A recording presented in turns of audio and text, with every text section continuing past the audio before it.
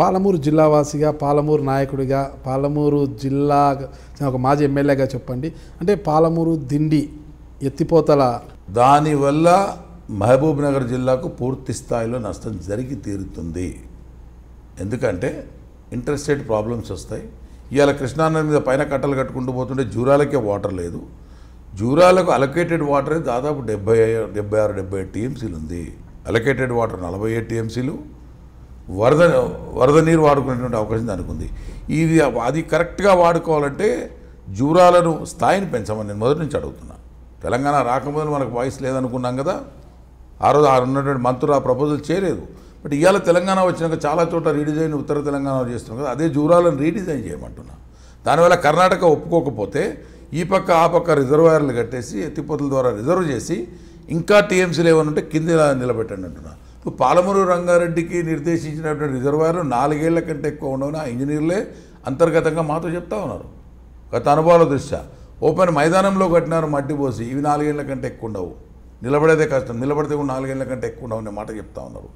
ఈ వాటర్ని ఏదైతే మహబూబ్నగర్ జిల్లాకు మాత్రమే నిర్దేశించబడినటువంటి ఈ వాటర్ను ఈ ఎత్తిపోతల ద్వారా కిందికి తీసుకుపోయి అక్కడ నుంచి నల్గొండకు, తర్వాత తీసుకుపోయి హైదరాబాద్కు, వికారాబాద్కు తీసుకొచ్చి మళ్ళీ తెస్తాం. మహబూబ్నగర్ కంటే నమ్మశక్యమైనటువంటి పని అనేది 212 కిలోమీటర్లు. కాబట్టి జూరాల వాటర్ అనేది ఎర్త్బోయల మహబూబ్ నగర్ జిల్లాలోని అన్ని మండలాలకు సాగునీరు, తాగునీరు అందించేటువంటి ప్రయత్నం చేయాలి. దాంట్లో ముఖ్యంగా ఆల్రెడీ ఉన్నటువంటి జూరాల యొక్క సామర్థ్యాన్ని పెంచండి, లిఫ్ట్ లింక్ ఏర్పాటు చేసుకోండి. అదేవిధంగా నారాయణపేటకు 69 జీవో ద్వారా వచ్చింది 1400 కోట్ల రూపాయల్లో 1200 కోట్ల పైచీలకు 1260 కోట్లు గ్రాంట్ సెంట్రల్ గవర్నమెంట్ ఇచ్చింది. లాస్ట్ గవర్నమెంట్ పోయిన తర్వాత ప్రయత్నం మీద తీసుకొచ్చినాం దాన్ని. కొడంగల్ ఎత్తిపోతల పథకం నారాయణపేట మీదుగా తల మీద పోస్తే నీళ్ళు కాలకాడికి వస్తాయి, కానీ కాలకాడికి వెళ్ళి తీసుకుపోతా అంటే తలకెక్కుతాయండి. దాని ఖర్చులో ఇది గ్రాంట్, అది 1260 కోట్లు గ్రాంట్ రిలీజ్ అయింది. ఏం చేశారో తెలియదు. సర్వే పేరు మీద 7-8 కోట్లు కూడా పెట్టారు. మరి ఎక్కడ పోయినాయో తెలియదు, దేంట్లో కలిపారో తెలియదు. ఆ 1,07,000 ఎకరాలు తీసుకొచ్చి దీట కలుపుతామంటే ఈ 1,07,000 ఎకరాలకు 1400 అవుతుంది. అదే 1,00,000 ఎకరాలు కిందికి పోయి నిజంగానే తెచ్చినా 6,000 కోట్లు అవుతుంది. కాబట్టి నేను వ్యతిరేకించిన. గతంలో అరుణక ఉన్నప్పుడు కూడా ఈ ప్రపోజల్ పెడితే, పాలమూరు రంగారెడ్డి పెడితే తీవ్రంగా వ్యతిరేకించాం. నేను సీతమ్మ ఎమ్మెల్యేలుగా డిసెంట్ ఇచ్చినాం. రిజల్యూషన్ చేయడానికి మేము ఒప్పుకోమని చెప్పినాం.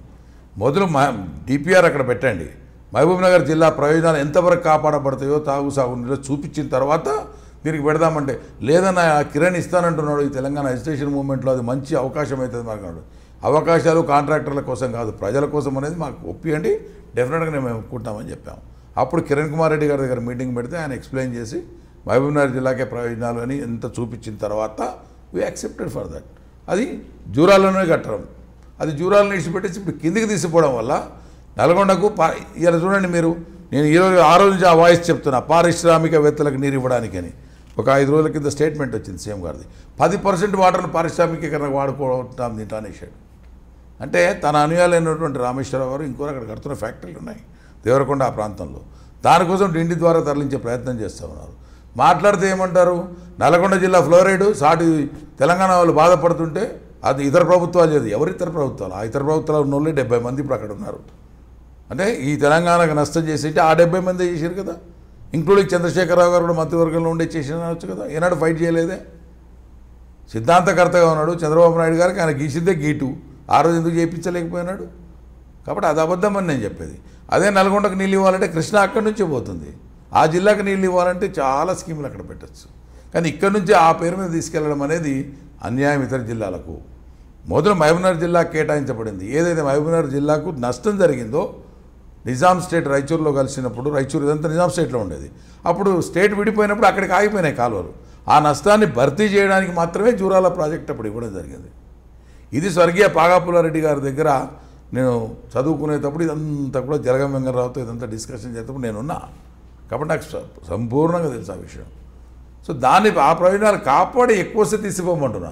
ఇవాళ ఇప్పుడు మొన్న వచ్చి 5 రోజుల కింద వాటర్ వచ్చిందండి, అంత అప్పటిదాకా లేదు. ఒక సీజన్ పోయింది, ఈ సీజన్ ఆపుకోవడానికి లేవు నీళ్ళు.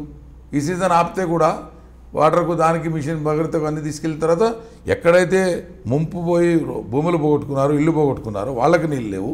ఎక్కడైతే కాలువలకు భూములు ఇచ్చారో నామినల్ రేట్స్ మీద అప్పుడు వాళ్లకు నీళ్లు లేవు, కిందికి మాత్రం తీసుకెళ్తారంటారు.